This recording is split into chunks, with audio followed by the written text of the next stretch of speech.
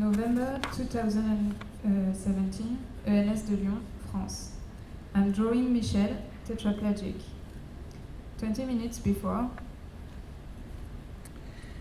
We are working on sports through electrostimulation here. I will introduce you to Michel, one of our guinea pigs. He is testing the adapted bikes we are building here in the lab. Back to Michel. Did you know that tetraplegic people don't sweat? Thermoregulation works with the nerves that are all over the body. So with an accident where the spine is damaged, the brain cannot send messages to thermoregulators to drain off the heat. It's pretty problematic. Tetras could even die of heat excess. Michel, it's November. At least I can save money on the other hand. Nice to be biking again anyway, even if I don't control it. I have to talk to Vance about that new equipment he wanted to, for the sport room. You've done 3/4, Michel. Vance is the principal investigator of this research team in sport through electrostimulation.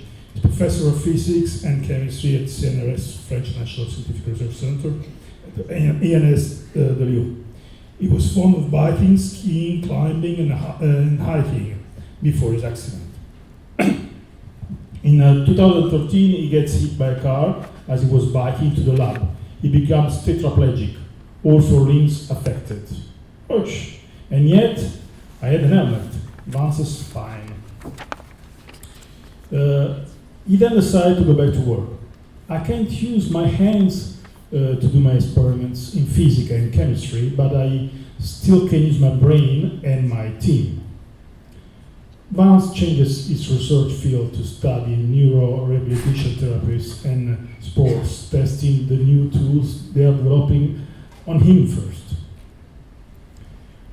In 2016, we went to Zurich for the Cibathlon as a team. It's a sport competition for disabled athletes with technical support. After biking over, Laura helps Michael to get dressed. Here we go. The good thing about being in a wheelchair, you always have brand new shoes. So, we'll see you next week? I have to take note of that punchline. It's you again. Whoa, that Michel, he's in a good shape. Yes, he's always joking. I knew you would like him. It's crazy that they can compete in the Cibathlon being tetraplegic. Not really. Vance and Michel were both already cyclists before their accidents. I would say their passion for biking did not change, nor the spirit of competition. If we actually set aside the fact that Michel is in a wheelchair, he's pretty much like everyone else. Not to mention, anyone can have an accident. I'll let you meditate on this. So why do we often think that disabled people are in the situation of deficit? So basically, you are blind. So why would you want to apply for this job? Actually, blindness allows me now to see your moron face, asshole. They said you won't be able to walk anymore. I know, I could maybe roll. Everything is normal except for your daughter's arm. She will never be able to play tennis. I'm sorry. So the almighty doctor said, not normal equals disabled. What is normal anyway? It's a long story. The almighty doctor also said, disability means being defective. Who cares about playing tennis anyway? Whatever she does, she will do great. I've always hated tennis. So this is called the medical model of disability. The doctor says that because someone is different physically, mentally, or has an illness, that person will be disabled. It is more or less the person's fault, because they are not like most people.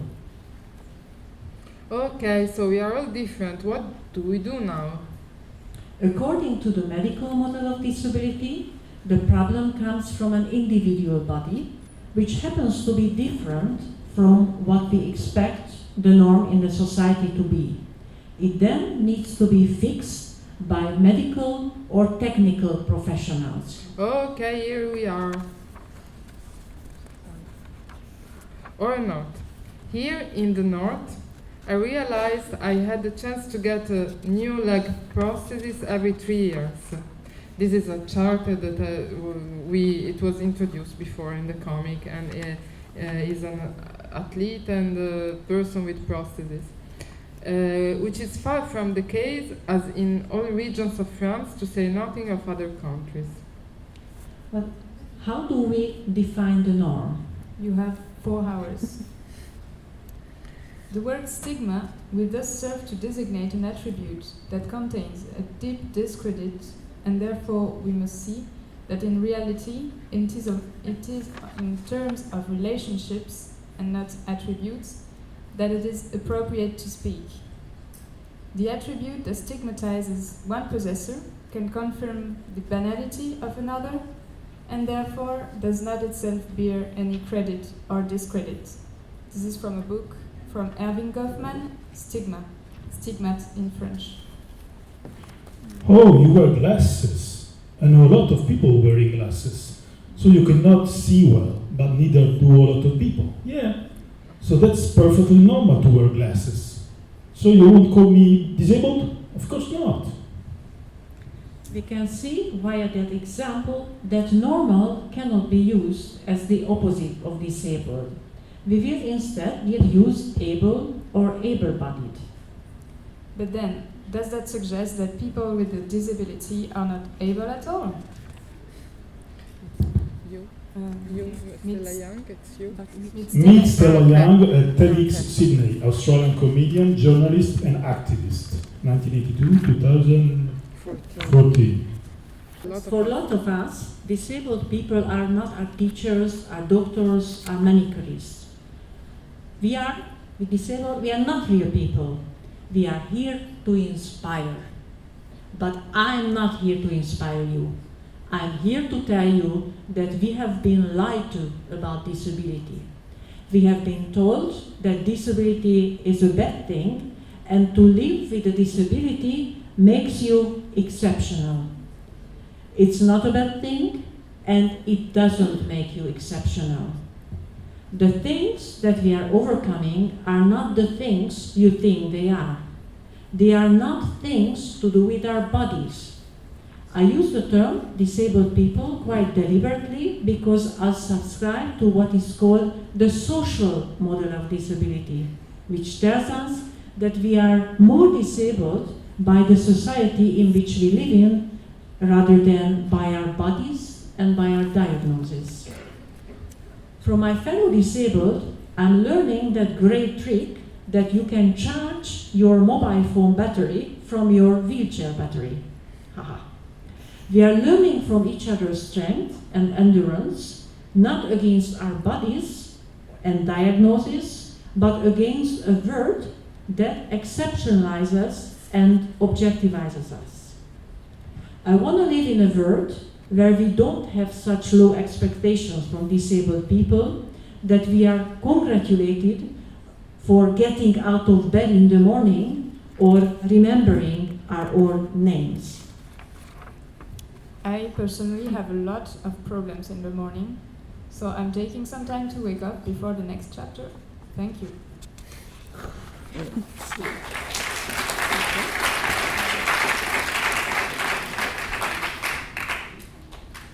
Imagine a world where every wheelchair rider felt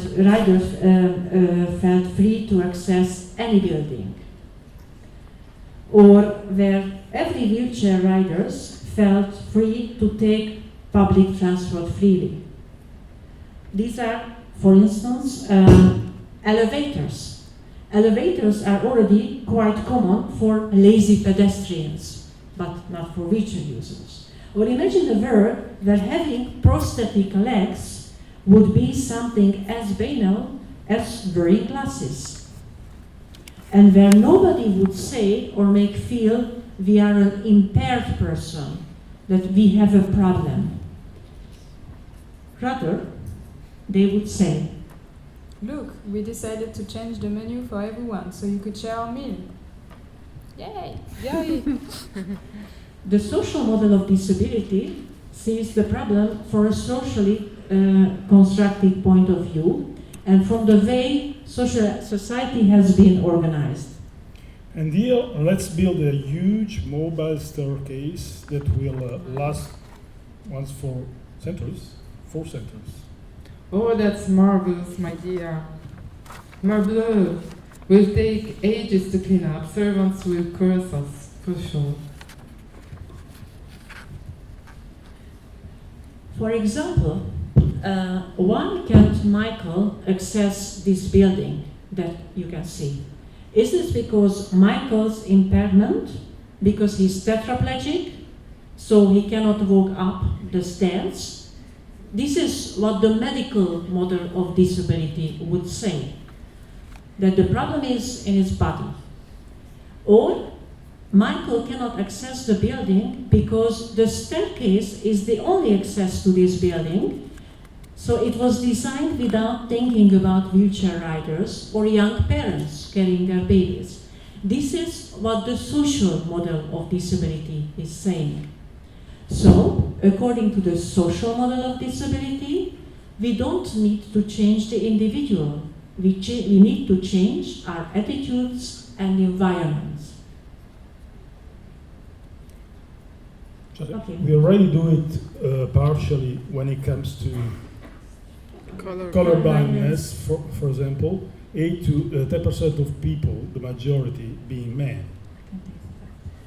So, for example, this is already done in the case of traffic signals and road signs, where color, shape, and signal all convey information, and that can help colorblind people. But there is still so much work to do in every aspect of life, such as inclusive education. And what's this color, Anton? What's this color, Anton? Blue. Blue.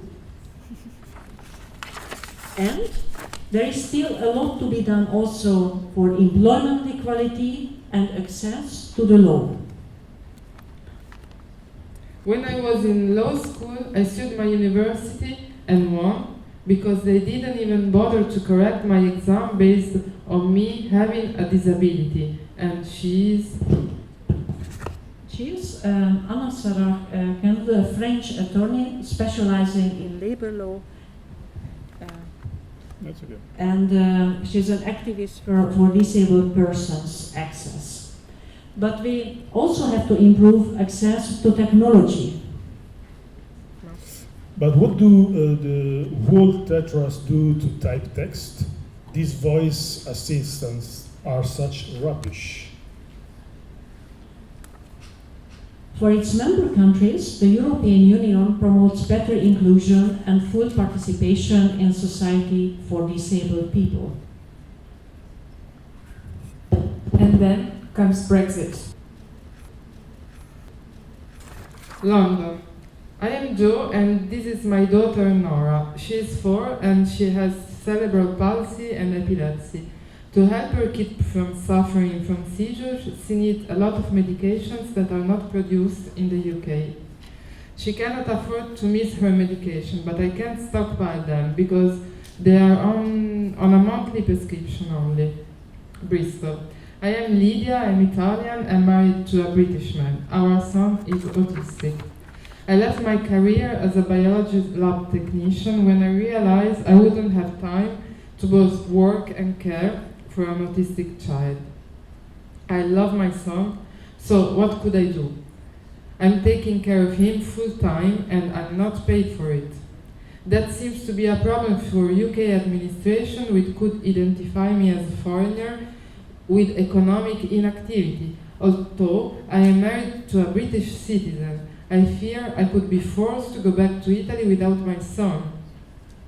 And economic inactivity being Persons who have not been seeking work within the last 4 weeks and or are able to start work within the next 2 weeks.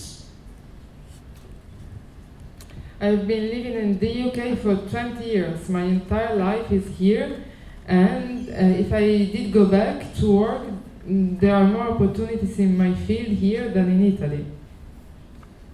Edinburgh. I'm Deepak, and I am an administrator. And an accountant for a small business.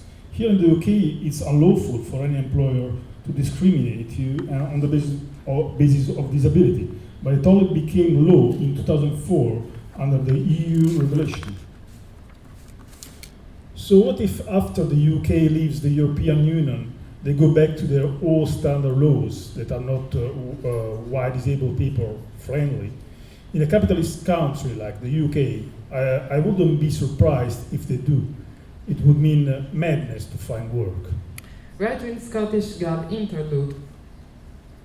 Not that pasta dish again. At least on Wednesday. It's fish and chips. According to the website disabledwork.com, the diversity consultant being interviewed says, "There is no doubt that EU-derived laws have had a largely positive impact on the disabled community. Blah, blah, blah. Our priority now is to help ensure that the rights disabled people currently hold are protected post-Brexit."